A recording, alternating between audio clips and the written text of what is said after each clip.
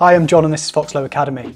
Today we're going to be talking about and reviewing the Kindle Scribe. Today I'm going to cover some of the technical specifications, but more importantly I want to get into the day-to-day usage. I think this is an absolutely fantastic device for some people. Becoming a professional photographer literally changed my life. So let's get into the technical specification first of all, and I'm not a super techie guy, so I'm just going to give you the basic overview. This is a 10.2 or 10.3 inch Kindle.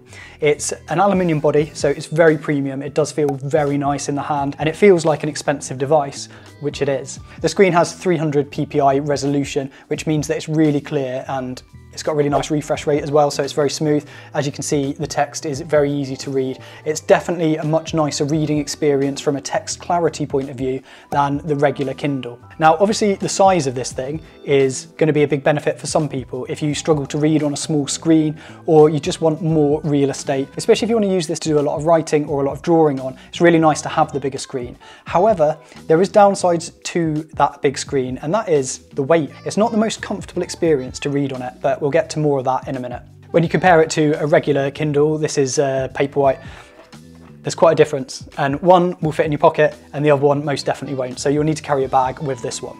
Now let's talk about the writing experience. This is the big advantage of this over a regular Kindle. Now the fact that you can write and draw and take notes in your books is actually one of the big selling points of it, being able to hand write. It comes with the stylus or the Kindle pen, which magnetically attaches like so. And that's it's got a really nice strong magnet as well, so I find that I do chuck this in a rucksack and the pen tends to stay attached to it. And this is the premium pen, so the difference between this and the basic one is it has this little button just here, and that button allows you to do quick and easy highlighting rather than having to go into the menu and click highlighter. The pen's really nice. It comes with spare nibs. They don't last all that long, so I probably get maybe a month's use out of a nib and then I have to change it, but I do journal in it most days, so obviously I am writing quite a lot, and you can buy more on Amazon. The pen's really nice, it's really comfortable to hold, it's got a nice matte finish.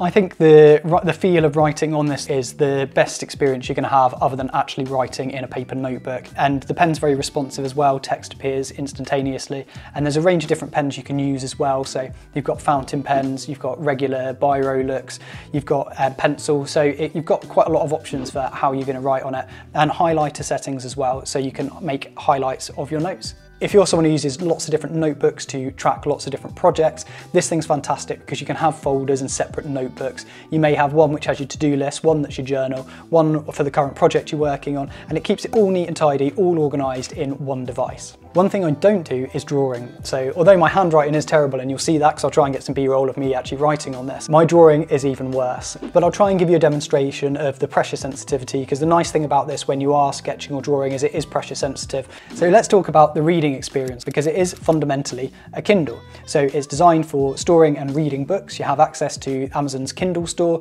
which just has millions and millions of books. So it's fantastic in that respect. It comes with loads of storage, so you can store tons of books on it. As I mentioned, the text is super crisp and clear, the refresh rate is brilliant. So it's a really nice reading device from the screen perspective. So I want to talk a little bit more about the size. This is the Kindle Scribe, and this is my iPhone 14. And then over here, we have a regular Kindle.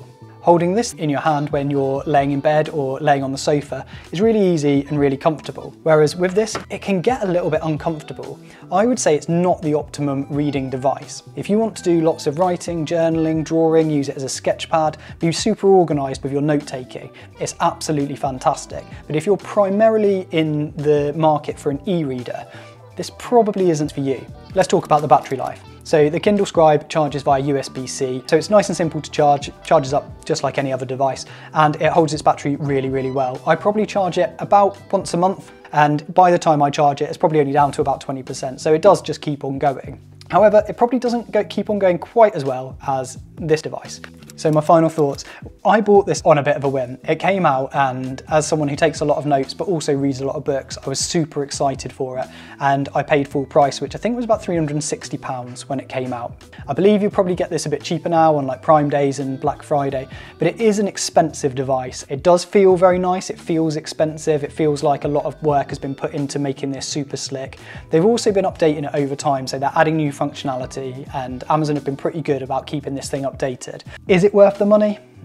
That depends on you. If you are going to have multiple notebooks, sketch and read in this, it probably is. However, the cost difference between one of these and one of these is pretty substantial, and if you are mainly going to use it for reading, this is more comfortable to read on. Having said all that, I do really like it. I do still use it every day as well, so I'm certainly getting my money's worth out of it. I just don't think it's the device for most people.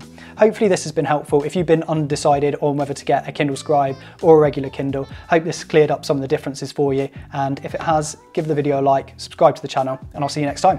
Thanks, bye.